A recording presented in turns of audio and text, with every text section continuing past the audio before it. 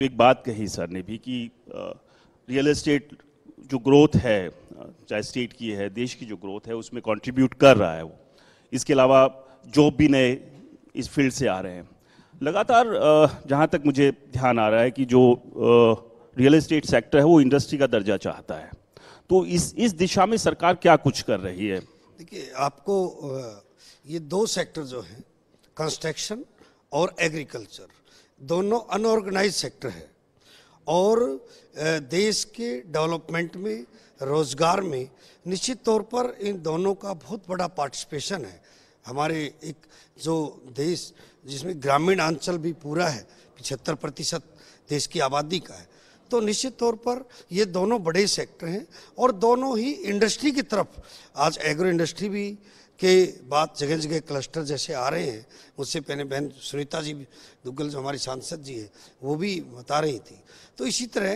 Construction जो sector है, जो रियल एस्टेट है, ये भी इंडस्ट्री की तरफ आकर्षित है और समय समय पर बदलाव होते रहते हैं जिस तरह की डिमांड आएगी। मैं आपके माध्यम से एक दो चीज़ और, क्योंकि हमारे प्रदेश में भी अब बजट आना है और इस क्षेत्र का प्रतिनिधि होने के नाते मेरा भी कुछ दायित्व है और जैसा आपने मेरी एक बात को पकड़ा भी है कि बहुत हाई रेट, बहुत ऊंचे ऊंचे दाम, मैं उस बात को पुनः दोहराता हूँ कि गुरुग्राम में आज मैं विधायक हूँ, मेरी भी क्षमता नहीं कि मैं 200 गज का कहीं प्लाट लेकर मकान बना सकूँ। और इस पर विचार करने के लिए मैंने असेंबली में पहले भी बात उठाई है और मैं बजट में माननीय मुख्यमंत्री जो हमारे बतौर वित्त मंत्री भी बजट पेश करेंगे, उसके बारे में भी मैं अपना सजेशन भी दे रहा हूँ कि देखिए, हमारे देश की राजधानी दिल्ली है और इंटरनेशनल एयरपोर्ट हमारे यहाँ से मात्र 30 मिनट्स की दूरी पर है। ऑर्बिटल रेल केएमपी के साथ साथ, और अभी माननीय प्रधानमंत्री जी मुंबई बड़ौदा एक्सप्रेसवे, वो भी हमारे जस्ट 30 मिनट के रीच पर, आरआरटीएस बगल से जा रही है। तो मेरा ये मानना है कि ट्रांसपोर्टेशन की दृष्टि से अगर ये कहे कि देश में जो सबसे नंबर 1 एरिया है, तो जहां आप बैठे हैं ये एरिया पूरा गुरुग्राम जी। सर, लेकिन इस नंबर 1 एरिया के साथ कई मुश्किलें भी है सर, लेकिन वो भी तो ऐड करनी पड़ेगी ना सर। पोल्यूशन की मार है, जल भराव की मार है, सड़कें ठीक नहीं है, टैंकर माफियाओं का यहाँ पर आतंक है। मैं आपको वही तो आगे बढ़ा रहा हूँ कि जहां हम बैठे हैं और इसी उसको अगर हम आगे बढ़ाएं तो हमारा केएमपी से थोड़ी दूर पर गुरुग्राम का हिस्सा पटौदी है। मैं बजट में प्रस्ताव भी दे रहा हूं कि पटौदी का मास्टर प्लान लाया जाए